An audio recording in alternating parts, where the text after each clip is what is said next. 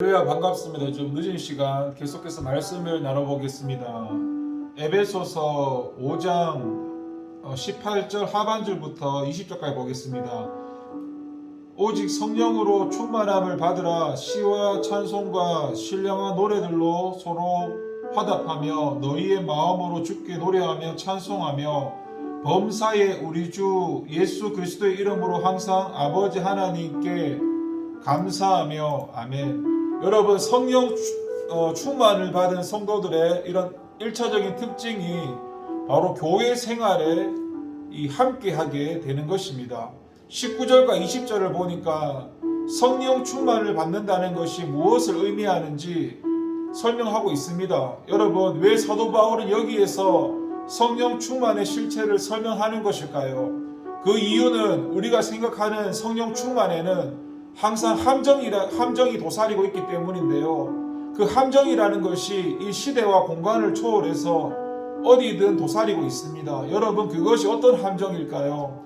여러분, 그 함정이 무엇이라고 생각합니까? 바로 구약의 위인들이나 신약의 베드로나 바울과 같은 그런 위대한 사도를 연상하는 함정입니다. 바로 자기 자신이 그들을 동일시하는 함정입니다. 소영웅주의를 그런 함정입니다. 독불 장군이 되는 함정입니다. 이 함정에 빠진 신약의 대표적인 교회가 어느 교회입니까? 우리가 잘 알고 있는 고린도 교회였습니다. 여러분, 고린도 교회는 온 성도가 성령의 충만함을 받은 교회였습니다. 그들 가운데는 각종 은사가 넘쳐났습니다. 방언에서 통역, 병고침, 능력, 예언, 영분별, 믿음, 지혜와 지식의 말씀 이르기까지 없는 은사가 없었습니다. 고린도 교회는 마치 성령의 은사들의 전시장처럼 보였습니다. 하지만 그 결과가 어떻습니까? 매우 안타깝지만은 교회의 분열이었습니다. 왜 그럴까요? 모든 성도들이 바로 이와 같은 소영웅주의, 독불장군, 사도나 위인과 같은 동일시하는 함정에 빠졌기 때문입니다. 그래서 고린도 교회는 일대 혼란에 빠졌습니다. 질서와 평화가 일시에 사라졌고 통제불능 상태에 빠졌습니다. 어떻습니까, 여러분? 이것이 진정한 성령 충만의 결과라고 생각하시나요? 사도 바울은 그것이 아니라고 하는 것입니다. 오히려 어떻게 된다는 것일까요? 여러분, 본문 내용을 자세히 살펴보시기 바랍니다. 무엇을 말하고 있습니까? 한마디로 말해서 성령 충만을 제대로 받은 성도는 교회 생활, 단체 생활에 적합하게 된다는 것입니다. 그것이 성령 충만의 1차적인 특징으로 나타나야 한다는 것입니다. 그러면 이것이 당시에 성령 충만을 받은 평신도들의 길을 죽이고 목회자의 권위를 세우기 위한 바울의 기만책이었을까요? 아닙니다. 이것은 실제적으로 성령 충만을 받은 성도들의 모습이었습니다. 여러분, 예루살렘 초대교회를 보십시오. 그들은 고린도 교회보다 먼저 성령의 충만함을 받은 교회였습니다. 오순절날 성령 충만을 받았습니다. 또 계속해서 성령 충만을 받았음을 사도행전 4장 31절에서 말씀하고 있습니다. 하지만 예루살렘 교회의 성령 충만으로 말미암은 갈등이나 대립, 내분이 있었다는 기록이 없습니다. 도리어 그때 나타난 양상에 대해서 보고를 사도행전 2장 41절부터 47절, 4장 32절부터 35절까지 말씀을 하는데, 본문에서 지금 사도 바울이 증거하고 있는 내용들을 뒷받침할 만한 모습들을 우리는 발견할 수 있습니다. 그래서 우리는 이제 본문 말씀을 통해서 진정한 성령 충만이 무엇인지 분명히 깨달아야 되고 배워야 합니다. 여러분, 그 1차적인 특징은 누가 뭐라고 해도 교회 생활이고 다른 성도와 화합하고 어울리고 하나가 되는 일에 적극하게 그렇게 변하는 것입니다. 교회의 예배와 찬양과 감사의 용어들과 이 21절 이하에서 말하는 이 복종하는 태도에 근접하는 것입니다. 어떻습니까? 여러분은 그렇게 교회 생활하고 있고 그렇게 변해가고 있습니까? 혹시 그 반대로 되고 있지는 않습니까? 교회에서 시키는 거에 대해서 마음에 들지 않아서 내가 하고 싶은 대로 하기를 원하고, 여러분, 언제부턴가 우리에게는 예수를 잘 믿는다는 거, 성령 충만하다는 거, 성경의 많은 지식을 안다는 것 등 그런 것들이 교회에서 독보적인 존재가 되는 거, 남의 꼬리가 되지 않고 머리가 되는 거, 다른 사람의 지배를 받는 것이 아니라 다른 사람을 다스리는 위치에 서는 것을 의미하게 되었습니다. 하지만 여러분, 정말 그럴까요? 정말 성경이 그렇게 가르치고 있을까요? 아닙니다. 사실은 그와 정반대의 것을 말합니다. 우리가 성령 충만을 받는다는 것이 무엇을 의미할까요? 우리가 자세히 주의한다는 것은 무엇을 말하는 것일까요? 교회 안에 있는 성도들에게 신령한 화답을 할 수 있다는 것을 의미합니다. 입술의 노래가 아닌 마음으로 주께 노래하게 되는 것을 의미합니다. 크고 위대하고 축복된 일이 아닌 범사에 감사할 수 있게 되는 것을 의미합니다. 남을 다스리는 것이 아니라 다른 사람의 다스림이나 권위를 존중하고 거기에 능히 복종할 수 있게 되는 것을 의미합니다. 사도 바울은 그것을 본문에서 분명한 어조로 가르치고 있습니다. 어떻습니까? 여러분, 이러한 가르침이 여러분 가슴에 다가올까요? 정말 그런 거구나 하고 수긍이 되실까요?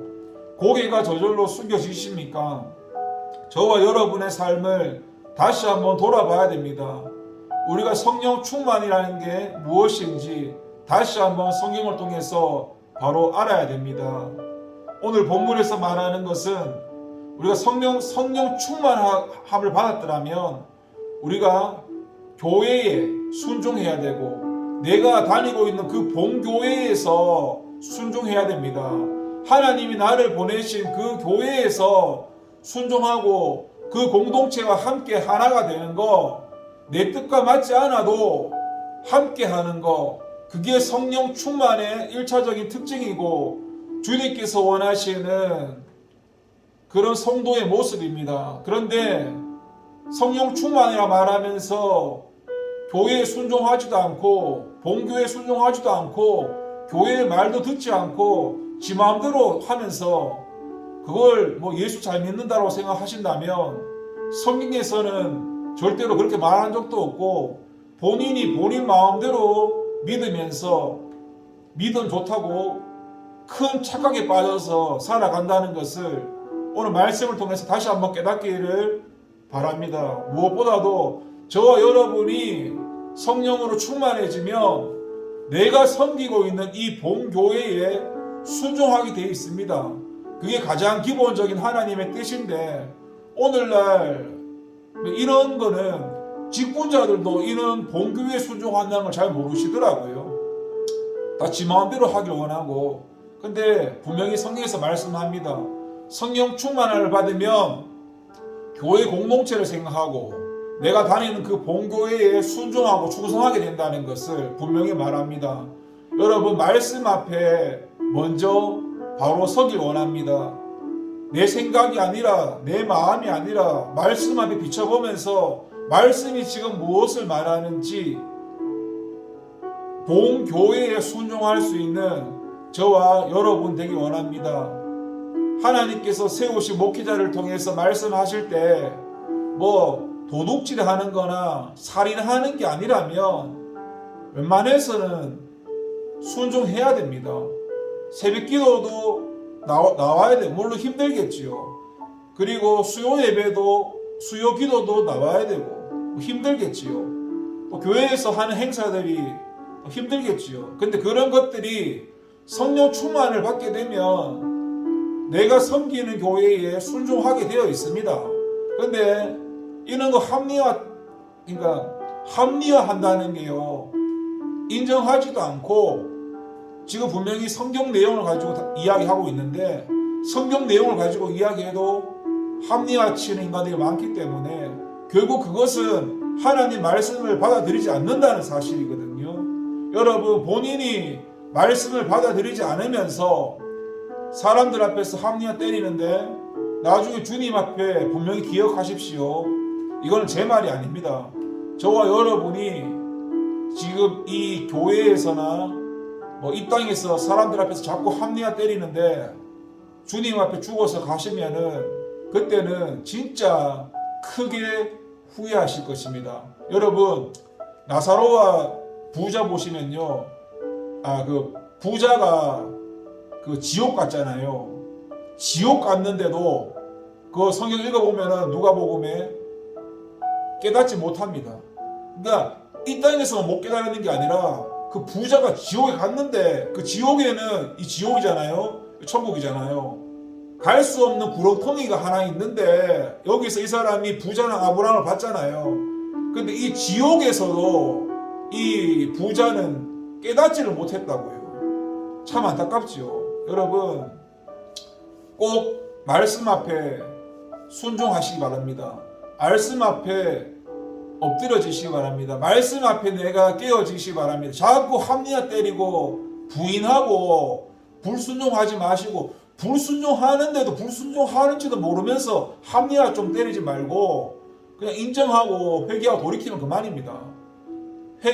회개한다는 게 여기서 이렇게 방향을 트는 거거든요. 하나님 잘못했어요 고백하는 게 아니라 그건 고백이고, 회개라는 건 방향을 틀어야 되는 겁니다. 잘못했다고 말만 하는 게 아니라 이 잘못했으면은 인정하고 틀면 시마입니다. 여러분, 이 말씀이 저와 여러분의 올바른 성령 충만의 이해가 되기를 기도하겠습니다. 내가 대장짓하고 내가 독불장군짓하고 내가 낸대하면서 그게 성령 충만이 아니라, 성령 충만은 교회 공동체를 덕을 세우고 그 공동체를 위해서 내가 희생되고 내가 죽어지고 그 공동체와 함께하는 것입니다. 꼭 명심하시기 바랍니다. 그러려면 내가 죽어지고 내 본교회에 순종하게 되어 있습니다. 기도하겠습니다. 하나님 아버지 감사합니다. 말씀을 통해 깨닫게 하시고 하나님이 보내신 이 교회에 맡겨진 일들에 합리화 때리지 않고 말씀에 순종할 수 있도록 도와주세요. 예수님의 이름으로 기도합니다. 감사합니다.